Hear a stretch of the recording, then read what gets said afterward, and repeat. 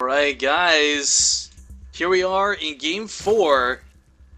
After a victory that I don't think anybody saw coming, Snoot is starting to turn this around, and speaking of Snoot, spawning here in the lower right corner of the map, playing for the ZOTAC monthly finals, it's the blue Zerg player, Liquid Snoot. His opponent in the top right is none other than the red Terran CMStorm Poltt. Game 1 was close, but Game 2 was very decisive. Can he take Game 4 after losing Game 3? We'll have to wait and see. Of course, this is a best of 5 for those who haven't seen or haven't been here before. The final's always a best of 5, and man, I can't believe how close we are, Penguin. We've come so far today. We've had so many good games and so many good players competing. I mean, I'm so excited that this is what we came down to, but I'm also very sad that it's going to be coming to an end. Yeah, I mean, this has been a great day. I mean, I love casting ZOTACs, and one of the things I love about casting ZOTACs, especially the weekly ones, is that we see a lot of players that we don't get to see in the super high pro level a lot. But today has just been not only just players who are on the pro level, but the highest caliber of players over and over and over, and it's been amazing. Yeah, Poltt really well known for his past victories. Snoot, though, still, I don't want to call him an up-and-comer. He's had a lot of great victories, but those have all been in, the last 6 months. He's really just he's still at the start of his run. He's got a lot of great things ahead of him. He still has a lot of potential. He can definitely achieve a lot, and yeah. Konnichiwa. He was like learning Japanese in the background over there. Lions, it's annyeong hoseo. It's annyeong hoseo. Annyeong. Hello. Well, that's only if you're very friendly with the person. Alright, well. Huh? Yes, that's what I said. Asian lessons aside, Snoot's gonna open very standard here. Same with Poltt, but looks good. Again, going with these Reapers. I've said it before, I'll say it again. Poltt really is really good with his Reapers. Now, I can't say this necessarily means he's gonna go for like a stupid amount of Reapers. I always kind of hope and wish he will, but I mean, he can be effective with one Reaper. He's not gonna kill a lot. He's not gonna really destroy queens by any means, but he's gonna get all the scouting information in the world. If he forces a lot of cancels, eventually that's just as good as starting to pick off units. I agree, and well, I'm actually really interested to see what Poltt can do with this Reaper. He's been really active with the last couple, and he's been able to do a lot scouting-wise and like harass-wise. He hasn't killed a lot, but it's always fun to see him control these because he has Reaper control like no one else, except maybe Fuser. Yeah, I know. It's again like I'd love to see those because I don't see any other Terran. Like you could talk about the greatest Terrans in the world, Cass, Straylock, etc. But like you don't see them with the same level of Reaper control. Their strengths lie elsewhere, I feel. Yeah, especially, I mean, both of those guys that you mentioned are very strong macro players. And it's not so much like, I mean, they're great at micro and like splitting and stuff, don't get me wrong, but Reaper control is something that's like, it's a little different from what you It's like Zergling Baneling control. You might be the best Mutalisk rusher in the world, but if you can't survive the Zergling Baneling phase, right? You gotta have that next level control.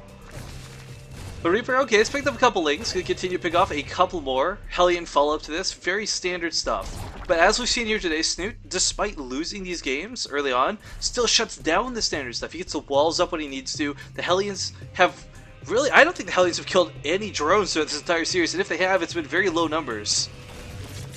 Yeah, I mean, the Hellions haven't really done as much as we've been expecting to do the entire day. We saw in the first series, Frost made like 20 of them against TLO.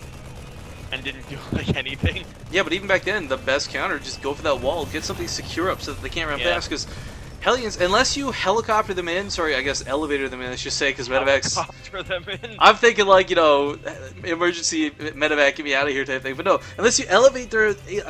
now you've got me screwed up. Unless you elevate their... unless you elevator the Hellions in, there we go, strike 3. It's really hard to get past the wall, and most players don't opt to go for medevac drops with Hellions anymore. They're still pretty darn effective because they can catch Zerg players off guard, but it's not a strategy often used. Yeah, that's true. It was something that it gained a little bit of popularity in Wings, and there was a while after Anaheim, MLG Anaheim 2011, where Slayers popularized the Hellions, where everyone was going Hellions in every matchup. But I mean, they're still helpful. They're great for map control, and a lot of people go for them.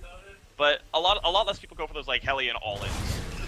Yeah, the Queen shut them down so nicely, along with some SimCity. But one thing we saw yesterday I thought was really intriguing was we had, it was almost a Protoss, it was actually not more of a, but it was definitely more of a TVP opener back in Wings of Liberty, where you'd go for like 7 Marines and a couple Hellions, drop the Marines in the main, run the Hellions into the natural, and is working great versus Zerg all day yesterday. We haven't seen that come out of Poltt at all. And he's a player who I would never classify him as stubborn, but he does open the same way almost every single time. Even when he goes for something different, it's still the same different. You know what I mean? Yeah, I absolutely know what you mean. He likes this opening. It's a very safe opening. And there's a really fast third base going down on location from Poltt. I love the Overlord sniping again. It strips that vision away. And as we saw last game, it was a threat well into the mid game.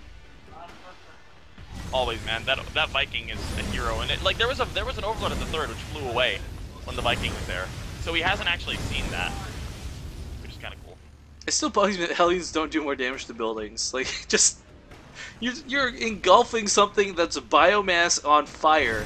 In every other iteration of every universe, zombies, space aliens, it doesn't matter. You kill it with fire. That phrase exists for a reason. Kill it with fire. But Hellions don't apply to that rule. Nah, man. Nah, man. Fire in StarCraft is like fire resistance is a thing apparently. Alright, well, one thing I want to comment on here too, Poltz, one thing I saw him do in recent past days that I thought was the coolest thing ever was he knew where the creep tumors would be. Not exactly or precisely, mind you, but using things like attacking the debris to pick off creep tumors without burning a scan. Where these ones currently are, you know, you can hit the hatchery and it will splash damage down the creep tumors.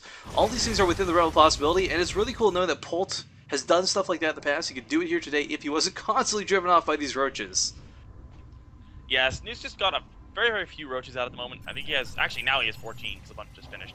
But he's been using very few of them up until now just to be very, very good defensively. And he's getting a lot now. I think he is going to be going for a little bit of a push now. He wants to do some damage to the third, which he has confirmed the existence of.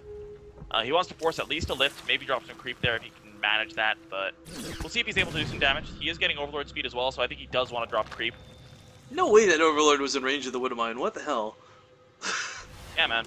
Oh god, the Viking. Oh, will it get it before it finishes? Yeah, it should. Or? Oh my god, it heals the full! Another, like, just barely moment here today on Mistrade TV. Although that was like, I think it was silly to let that finish, because the Viking's gonna kill it anyway. Yeah, but I mean, still, whatever. Widowmine might actually catch it. He loses more gas. Actually, we'll start with Widowmine really nice, actually, because he was going to lose that anyways, but big Holy drop crap. here in the main. He needs these units at home, Penguin. SCVs are being pulled, but Hellions are not going to deal with roaches effectively.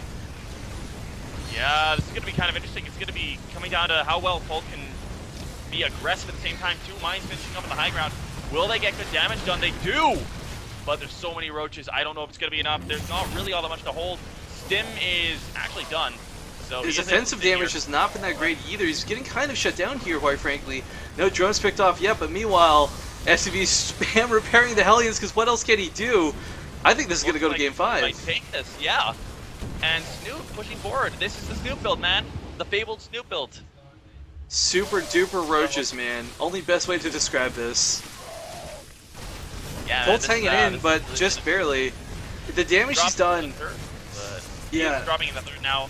But workers pulled, Roach is doing damage, Queen's focusing the medevacs. He's only killed 8 workers compared to the 47 Snoots picked off. It's just not worth it to hang in here.